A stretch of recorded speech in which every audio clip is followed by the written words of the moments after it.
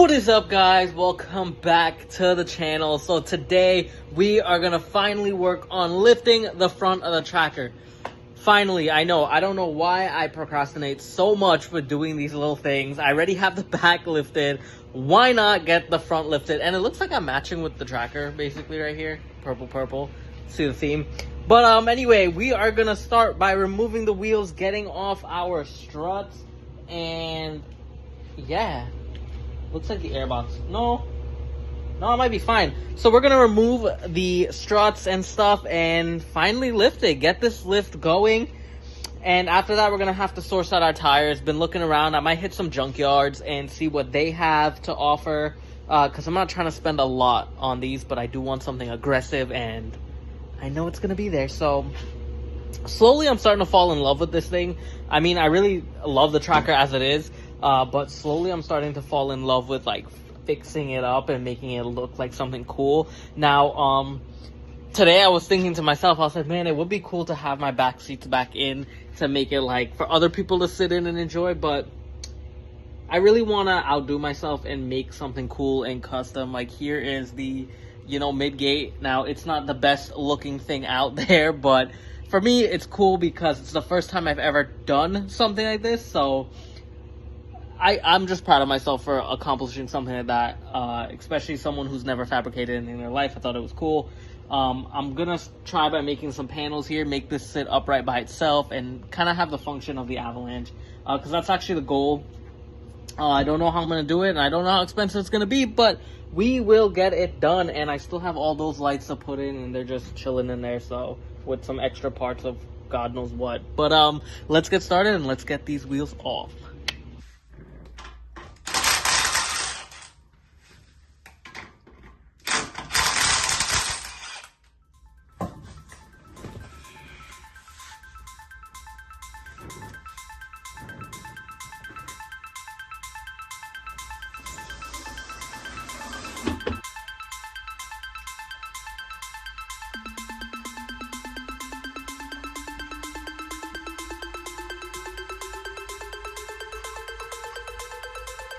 Alrighty guys, so we are removing the strut here on the left side, and I accidentally broke the one nut. It just fell off somewhere on the floor. Oh, it's right there. Right over there. It just broke and fell, so we're just gonna knock this out.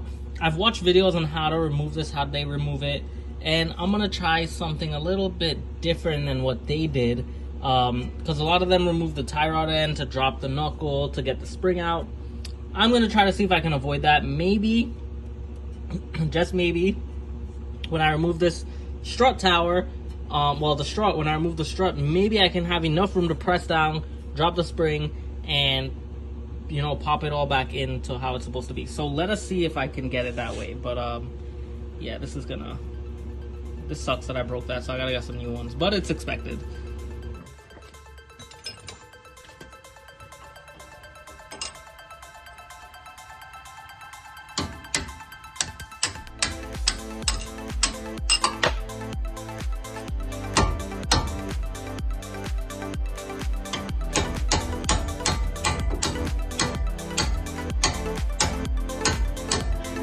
Huh, looks like my CV axle is broken here as well.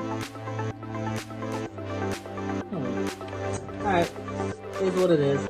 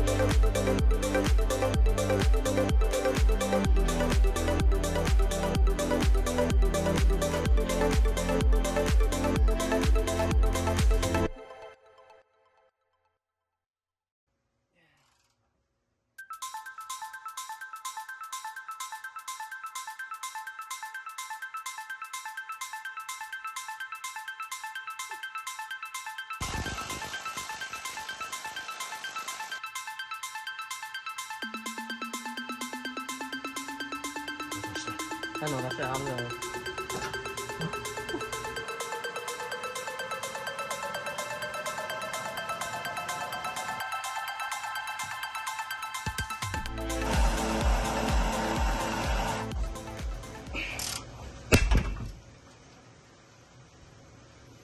Well, isn't that nice?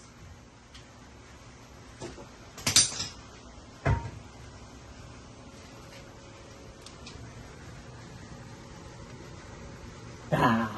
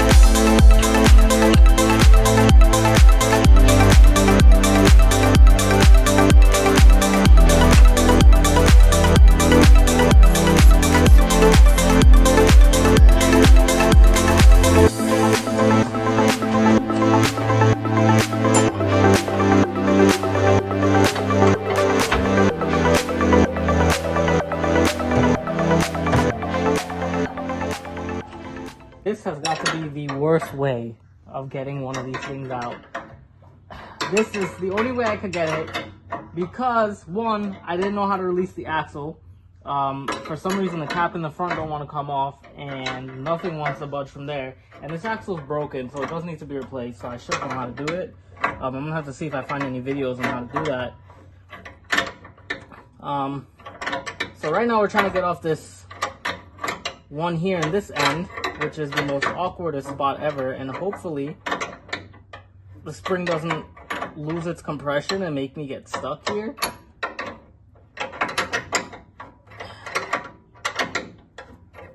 Hopefully we're almost finished.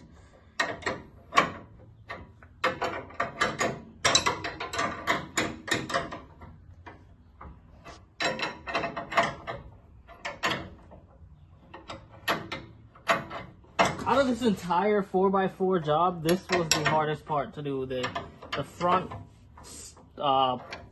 raise on the spring. The strut was fine. It wasn't even that much, and there's more steps to the strut than anything. Am I bleeding? I'm bleeding.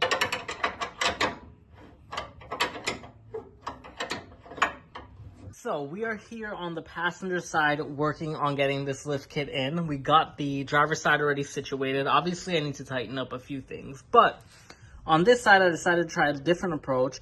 Let's see if it's easier to drop the spring out with the axle removed.